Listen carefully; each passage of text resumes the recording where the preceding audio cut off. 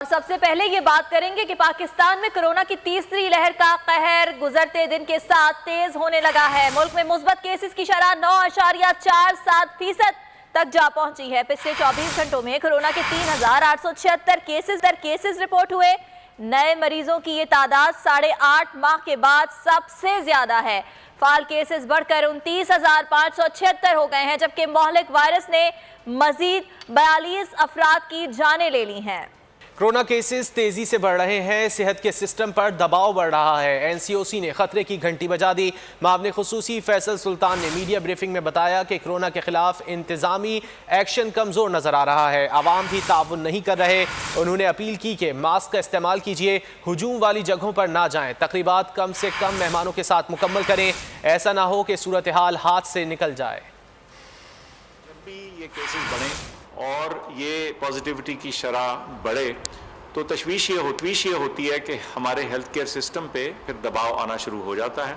Admissions बढ़ जाती हैं, दाखिल मरीज़ों की तादाद बढ़ जाती है, जिनको ऑक्सीजन की ज़रूरत है उनकी तादाद बढ़ जाती है और ये बोझ और दबाव इस वक्त वाज़े तौर पे हमारे हस्पतालों में नज़र आ रहा है।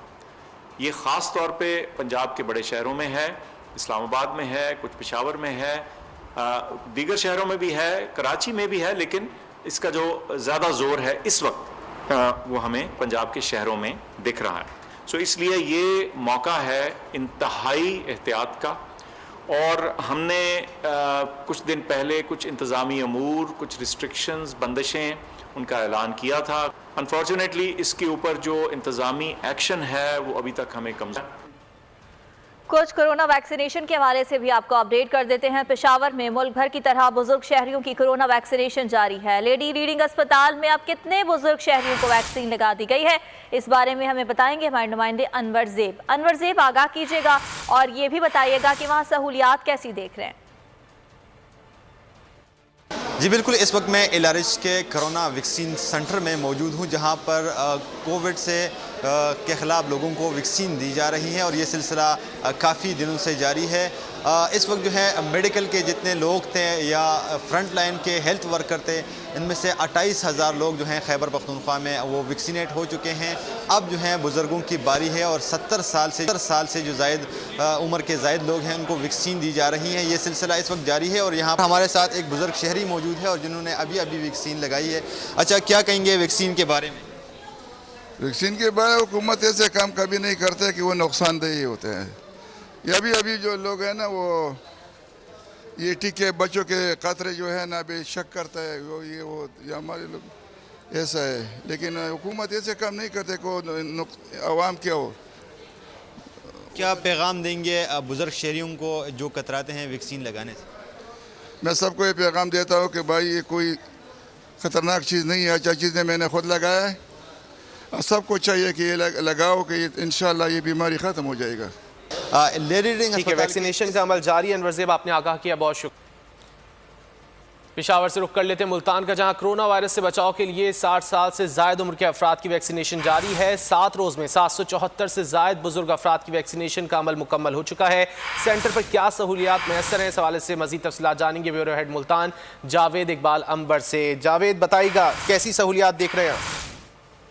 जी बिल्कुल, मुल्तान में भी 60 साल से जायद अफराद की कोरोना वैक्सीनेशन का अमल जारी है। मुल्तान में डिस्ट्रिक्ट डेवलपमेंट सेंटर अमीराबाद में एक सेंटर बनाया गया है, जहां पर 60 साल से जायद अफराद जो जिनमें ख़वातीन भी शामिल है उनकी वैक्सीनेशन की जा रही है। यहाँ पर कुछ बुजुर्ग अफराद यहाँ पर जो वैक्सीनेशन के लिए आए उनसे बात करते हैं। जी बताइएगा, यहाँ पर क्या सहूलियात मुयस्सर हैं, कोई परेशानी तो नहीं है? कोई परेशानी नहीं, मुझे मैसेज आया, मैंने मैसेज भेजा था, उस मैसेज की रोशनी में मैं यहाँ पहुँचा हूँ बड़ी आसानी से और मुझे उन्होंने बड़े आसानी से इंजेक्शन लगाया है, कोई मुझे तकलीफ़ नहीं हुई।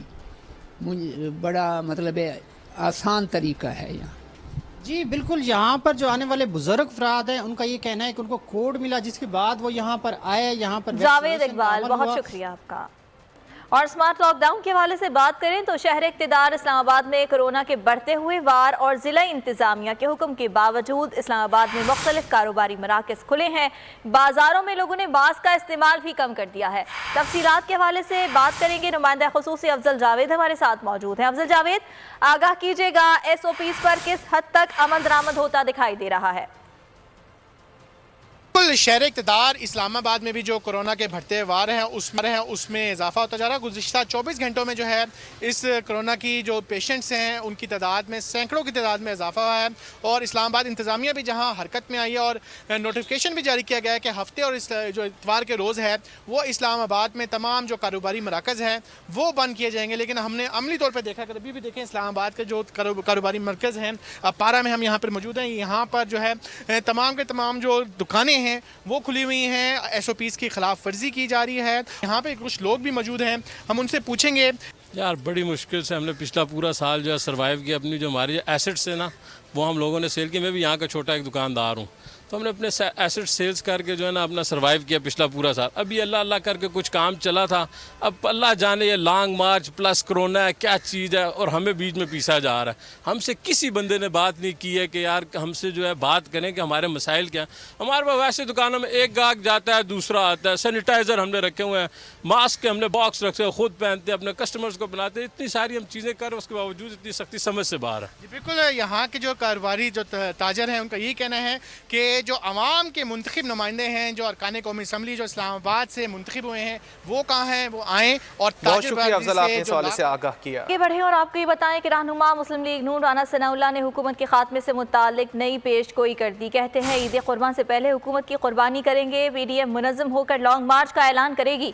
मीडिया से गुफ्तगू में राना सनाउल्लाह का कहना था कि हुक्मरान इलेक्शन कमीशन पर हमलावर हुए, इदारों सियासत और इखलाकियात को तबाह किया, मुल्क व कौम की जान मुसल्लत शुदा टोले से छुड़ाएंगे। उन्होंने कहा कि इस्तीफों पर इख्तिलाफात थे तो बैठकर बात की जाती, लॉन्ग मार्च का फैसला मुलतवी नहीं करना चाहिए था। मुनशियात स्मगलिंग केस में लीगी रहनुमा राना सनाउल्लाह के खिलाफ फर्द जुर्म फिर मौखर कर दी गई। केस की समाअत 3 अप्रैल को होगी। इंसदाद मुनशियात अदालत में राना सनाउल्लाह के खिलाफ मुनशियात स्मगलिंग केस की समाअत हुई। राना सनाउल्लाह के जामिन अदालत में पेश हुए। शरीक मुलजिम की अदम पेशी के बायस फर्द जुर्म आयद ना हो सकी। चालान में राना सनाउल्लाह की जानिब से अंदरून और बैरून मुल्क मुनशियात स्मगल करने का इल्ज़ाम आयद किया गया है। ऐसी हुकूमत जो आइन की खुल्लम खुल्ला खिलाफ वर्जी करती हो, प्रेजाइडिंग अफसरान को उठाकर ले जाती है, वो इंतखाबी इस्लाहात के लिए नेक नियति से काम नहीं कर सकती। PDM एक मकसद के लिए बनी है। PM कभी तितर बितर नहीं होगी। सियासत का 73 साला गन साफ करने के लिए ऑपोजिशन जमातों का इत्तेहाद हुआ है। यहाँ पर तो हुकूमत प्रेजाइडिंग अफसर उठाकर ले जाती है, तो ये इलेक्ट्रॉनिक वोटिंग मशीनें उठाकर ले जाएगी तो कौन जिम्मेदार होगा?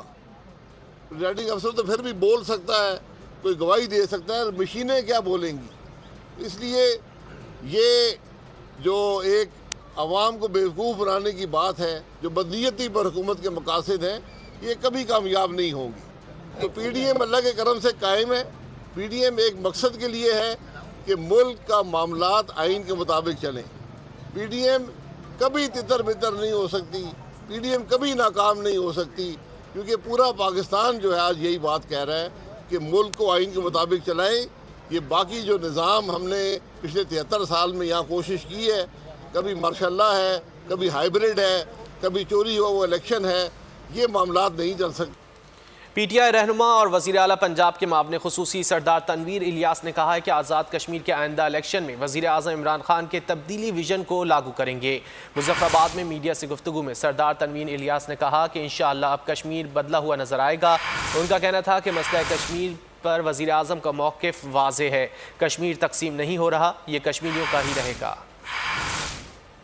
इलेक्शन है उसमें PTI बड़े हैवी मैंडेट के साथ इलेक्शन जीते और उस हैवी मैंडेट के बाद जो वज़ीर आज़म पाकिस्तान चेयरमैन तहरीक इंसाफ इमरान खान साहब का जो तब्दीली का जो विज़न है, उसको हम आज़ाद कश्मीर के अंदर जो आने वाली गवर्नमेंट होगी, हमारी रिकमेंडेशन ये होगी कि गवर्नमेंट उस तब्दीली के विज़न को इम्प्लीमेंट करे और आपको एक बदला हुआ आज़ाद कश्मीर मिले। तकसीम कश्मीर का फार्मूला किसी लेवल पे नहीं है, कश्मीर कश्मीरियों का है। इंतखाबी इस्लाहात और नैब कवानीन में तरमीम के मुतालबात के बावजूद अपोजिशन तरमीम के लिए संजीदा नजर नहीं आ रही। तरमीम के लिए कमेटी बनाने के हवाले से ताहाल स्पीकर कौमी असम्बली के खत का जवाब ही नहीं दिया गया। नून लीगी ज़राए ने शर्त आयद की है कि स्पीकर के बजाय वज़ीर आज़म खुद अपोजिशन से रब्ता करें। सिंध असम्बली के बाहर एहतजाज पर बैठे असातिज़ा के सब्र का पैमाना लबरेज हो गया। असातिज़ा ने आज फिर वज़ीर आला हाउस की जानिब जाने का अल्टीमेटम दे दिया। रेड जोन में दाखिले की कोशिश पर इलाका मैदान जंग बनने का इम्कान है। कराची में असातिज़ा का सिंध असम्बली के सामने एहतजाज 5वें रोज भी जारी है। असातिज़ा कहते हैं कि जब तक मुतालिबात मंजूर नहीं होते एहतजाज जारी रहेगा। मरियम हसन वहाँ पर मौजूद हैं। इस वक्त सूरत हाल क्या है उनसे जान लेते हैं। मरियम, आगाह कीजिएगा, असातिज़ा का अब क्या कहना है? जी हाँ, देखिए, असातिज़ा का आज सिंध असम्बली के सामने 5वें रोज़ भी एहतजाज जारी है, जबकि इनका एहतजाज जो है 20वें रोज़ में दाखिल हो गया है मजमूई तौर पर। और इस वक्त भी जो है इनका यही एजेंडा है कि जब तक हमारे मुतालबात पूरे नहीं किए जाते तब तक एहतजाज जारी रहेगा। और इनका मुतालबा सिर्फ 1 पॉइंट एजेंडा ही है, और वो ये है कि इनको रेगुलराइज़ किया जाए। हमारे साथ मौजूद उनसे हम बात करते हैं। आप हमें बताइएगा कि क्या लाए अमल है? आज का 20 रोज़ हो चुके हैं, 5 रोज़ असम्बली के सामने हो चुके हैं। अब तक हुकूमत की जानिब से और आपसे और आपके मुज़ाकरात जो हैं वो कामयाब नहीं हो पाए हैं। अब आइंदा का क्या लाए अमल होगा? पहले तो मैं आपकी बात करेक्शन कर दूं कि हम असातिज़ा नहीं हैं, हम हेड टीचर्स हैं, हेड मास्टर और हेड मिस्ट्रेस हैं जो अपॉइंट हुए थे 17 ग्रेड में। ये मिला के आज सिंध असम्बली के सामने हमारा 5वां दिन है, लेकिन KPC से मिला के आज हमारा 20वां दिन है। और इस 20 दिन के अंदर कोई पेशरफ्त नहीं हुई गवर्नमेंट के साथ। एक दफ़ा हमारी सईद गनी साहब से ये बात हुई थी तो उन्होंने कोर्ट का इशू कह के हमें जो है डेडलॉक करार दिया और बात को छोड़ दिया वहीं पे। आगे बात अभी तक नहीं बनी, लेकिन हम काफ़ी दफ़ा मूव कर चुके हैं। हमारे काफ़ी दोस्त, हमारी बहनें ज़ख्मी भी हो चुकी हैं और कड़ी धूप में बैठने से, रात को मच्छर के काटने से काफ़ी लोग बीमार भी हो चुके हैं। अब हमारा मुतालबा यही है कि हमें जो है सिंध असम्बली के ज़रिए रेगुलराइज़ किया जाए, क्योंकि रेगुलराइज़ के तरीके 3 तरीके हैं। जो कानून, जो लिजिटिमेट तरीका है वो उसके अंदर 3 प्रोसीजर्स हैं। एक जो है SPSC का है, वो तो इन्होंने अपनी। अच्छा, मुझे ये बताइएगा कि आज अब तक आपने क्या डिसाइड किया? सीम हाउस की जानिब पेशरफ करेंगे आप लोग या नहीं करेंगे? क्योंकि गुज़िश्ता रोज़ हमने देखा था कि आप लोग आगे नहीं बढ़ पाए थे। वो हमारे मुंतखब नुमाइंदे ही जो है आके फिर डिसाइड करते हैं कि आज का हमारा प्लान क्या है। अभी आने वाले हैं और बैठ के वो अभी डिसाइड करेंगे कि हमें क्या करना है। कल हमने मूव की थी, हमारी पूरी कोशिश हुई थी, पुलिस के साथ हमारी सख्त, उसमें हमारी बहनें ज़ख्मी भी हो गई। कुछ लोग जो है का मुतालबा है कि उन्हें रेगुलराइज किया जाए। बहुत शुक्रिया मरियम, आपने इस हवाले से आगाह किया।